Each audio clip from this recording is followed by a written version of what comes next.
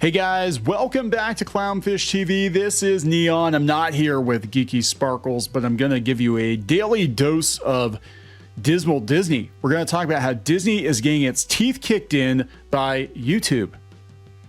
Apparently, YouTube surpassed the entire Disney portfolio in TV usage in July. Now that's huge because Disney has spent billions of dollars chasing streaming, and they are one of the few legacy Hollywood studios that is still holding their own in streaming, but they've gone all in on it and they still can't catch up or surpass YouTube. More and more people are watching YouTube as TV. So thank you for that, by the way. If you're watching us on YouTube, thank you so much for that. We're going to talk about this. This is really interesting stuff. Disney is trying very hard to pivot to, again, go all in on streaming, and they're doing pretty well, I guess, with advertising, but like, it's just not working as well as they were hoping.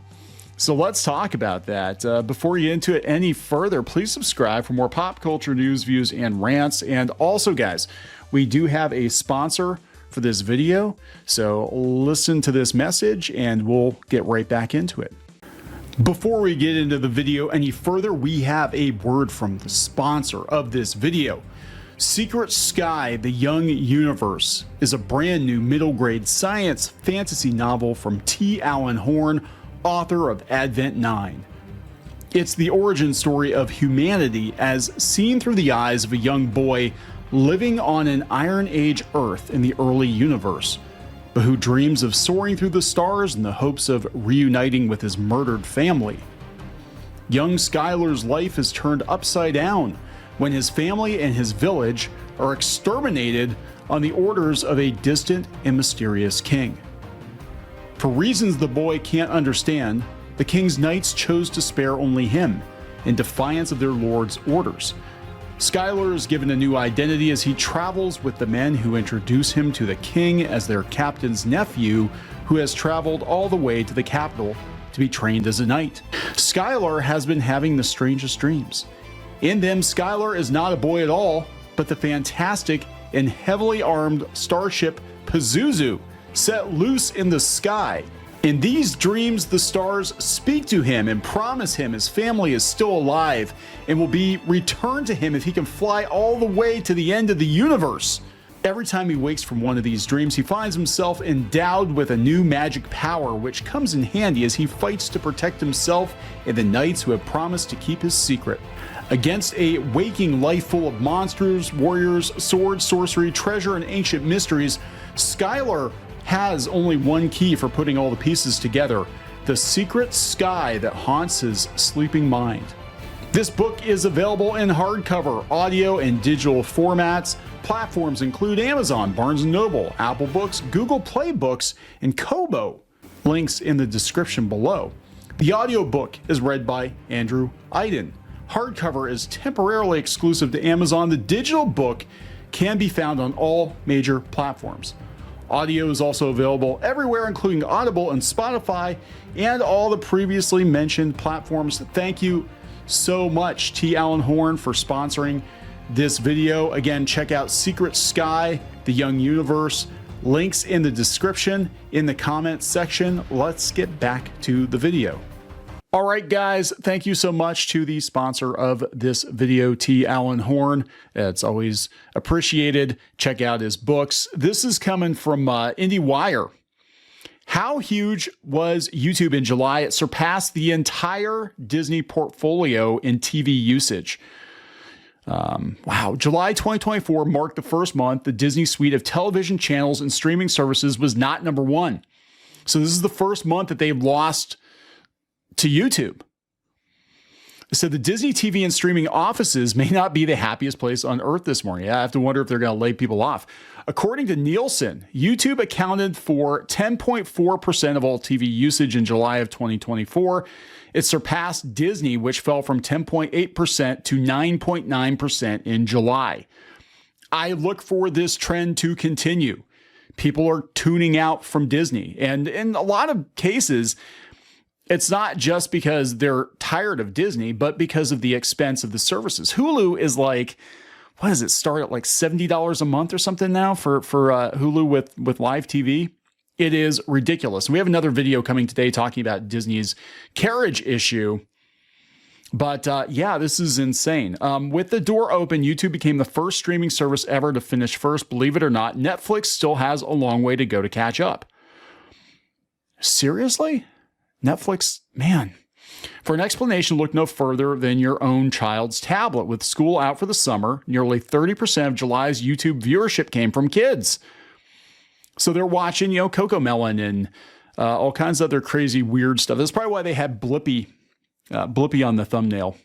So here, if people are wondering about Mr. Beast getting canceled long term, apparently you can just like poop on your friends in videos and get a kid's show. It's crazy. Look that up. I'm not going to talk about it much more here, but yeah, Blippi has a pass. Let's put it that way. Yeah, so the same group accounted for 13% of TV viewership overall. Fellow parents, we need to chill on the screen time. Yeah, kids are not watching TV like we used to watch TV. But I mean, it's basically the same thing, right? Back in our day, parents used to just plop us in front of the boob tube. Saturday mornings or whatever, we'd get and watch TV. Now, back in my day, I actually used to go outside after I got done watching TV on Saturday mornings. But yeah, I mean, it's pretty much the same thing, except now you have a TV with you 24/7. Most kids have a cell phone and they're watching streaming on cell phones, but they're talking just like total TV time. So Disney still leads in 2024 overall with 11% of total TV viewing through 7 recorded months. But it's not a good sign. It means Disney is definitely losing its stranglehold. God, it sounds so bad. Losing its grip on children. But no, we did a video about this before. And like kids are tuning out from Disney. That used to be Disney Channel was like the biggest thing out there. And even when we were kids, we had the Disney Channel, but we also had like the Wonderful World of Disney. And Disney was basically the kids brand. It was the family brand. And they've just kind of degraded over time, I think. And now it's more of a lifestyle brand for childless adults is sort of the direction they're pivoting in. But like Disney Channel has fallen off a cliff massively. But just think about how many of today's celebrities actually came from Disney Channel. Like even Ryan Gosling was on the Mickey Mouse Club. It's kind of crazy when you think about it. But anyway, school's not the only thing out of session for the summer months, with exceptions, especially in the reality TV space. Studio programming tends to take vacation in July and August. Why watch Abbott Elementary reruns when Blippi? Yeah, there we go. Blippi is still posting fresh content. Bad example. We still highly recommend the repeats in this case. Yeah, maybe it's a steaming fresh piece of content from Blippi. I don't know. Another thing to note is in Nielsen's July is now all of July, since the ratings currency company calculates viewership weekly, not monthly. It may sound nitpicky to you, but definitely does not to third place media company NBC Universal. Nielsen's July counted only 3 days of NBC's Olympics, the Paris Olympics, which dominated the final 6 days of July. So yeah, they're going by the weeks, the 4 weeks, basically the 4 full weeks of July. And they got a whole bunch off of the Olympics. I mean, people were watching it because it was like a train wreck. It was like they couldn't stop watching the Olympics to see what stupidity was going to happen this year. Netflix has an 8.4% share. It finished 4th in July when the race for 5th was particularly tight. They're talking about the Republican National Convention on Fox. It's so weird. I mean, for all this talk of, conservative channels getting canceled, they dominate podcasts, and Fox actually has a pretty decent share here. So let's talk about this. It's come from the information. Disney leads TV companies in streaming ad war. So apparently they're getting more money than everybody else is. Well, at least for studios. YouTube has the lion's share. YouTube has $5.2 billion. They got $5.2 billion in 2023. Disney, Hulu, look how many services it takes. Disney's Hulu and Disney Plus and ESPN Plus, $3.8 billion. Okay, this is projections. Okay, so this is again coming from the information. The Redstone family's recent decision to sell Paramount, as well as Warner Brothers Discovery's loss of NBA broadcast rights, reflects the perilous state of traditional TV. Out of traditional TV firms, Disney may be best positioned to survive the coming shakeout, judging by its strength in video streaming advertising, which is emerging as the most important future source of growth for the entertainment companies. Disney is expected to generate close to $4.5 billion in streaming ad revenue this calendar year, mostly thanks to Hulu, according to a person with knowledge of the company's ad business. Only YouTube and possibly Amazon are bigger in streaming ads. Makes sense. A lot of people, I mean, this is what was so aggravating about Hulu is we cut the cord. We canceled DirecTV to jump to Hulu because at the time it was only like $35 a month. And we were paying like $110 or $120 a month for DirecTV. And I got laid off and I couldn't afford it. So I'm like, yeah, we'll pay a little bit more for internet and we'll just do Hulu. And now Hulu is like $100 a month. I think I just got I don't even notice all this stuff keeps creeping up until every once in a while I'll get an email and be like, hey, you just got charged, $96. And I'm like, $96 for what? And I'm like, oh, for Hulu. Wow, it's literally like tripled in price over the last couple of years. They said the ad side of streaming has become vital for the industry in the past couple of years as the market has become crowded with different streaming options, and streaming services have realized they can't make enough money from subscriptions alone. Oh my God. For traditional TV companies, grabbing a sizable share of the streaming ad market is also important as the traditional TV ad business declines. So, yeah, I mean, Disney's basically making up for the decline in the Disney Channel and, Freeform, which, God, Freeform is weird, isn't it? It was like the Christian Broadcasting Network. I used to watch that back in the day, and they'd have like Davy and Goliath reruns and Superbook. And then I'd watch my grandfather on Sundays. I'd watch Westerns with him. And then they would have like Pat Robertson and Danny Cooksey was on there too. I remember like these little like PSAs and stuff. And that became ABC Family. I think, no, Fox Family, then ABC Family. And then now it's like Freeform, which I don't even under. Just start a new channel. Why do you have to rename it? Rename it when it has nothing to do with the original thing, right? They said the worst position to the TV companies appears to be Warner Brothers, owner of Max and Discovery, whose streaming ad revenue is likely to be around $1 billion this year, half of NBC, Universal, and Paramount's. Yeah, Paramount's actually doing pretty okay, I guess, with Paramount Plus, but the company's still on fire.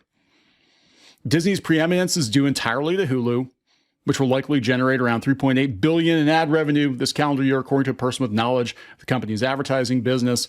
Hulu historically has accounted for about 90% of Disney's total streaming ad revenue, which also, okay, this is very important. This is very important because we have been told that, Disney Plus is going to be profitable by 2024 or 2025. No, what they're doing is they're rolling all their streaming services together because Hulu was doing okay, right? And I think eventually they'll just merge it all together into one platform. But Hulu accounts for 90% of Disney's total streaming ad revenue, which also includes Disney Plus and ESPN Plus, though Disney's non-Hulu services have been growing their portion of ad revenue in the past year. That demonstrates how longevity in streaming is key to advertising. Hulu has been selling ads since 2007. YouTube has been selling ads for 20 years. In July, YouTube accounted for 10.4% of the all-time viewers spent on TV screens, according to Nielsen, more than any other ad-supported or subscription streaming service. So Hollywood's going to push into YouTube a lot harder than they have been, I think.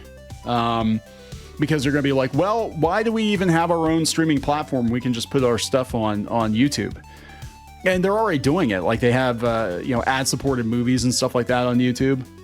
And YouTube, I guess, has live TV too. But there you go, guys. It's, things are changing.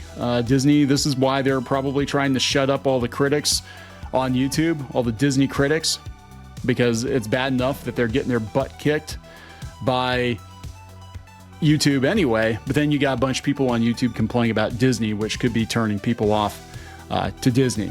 Disney doesn't like it when kids are turned off. I guess or something. God, this face. This guy.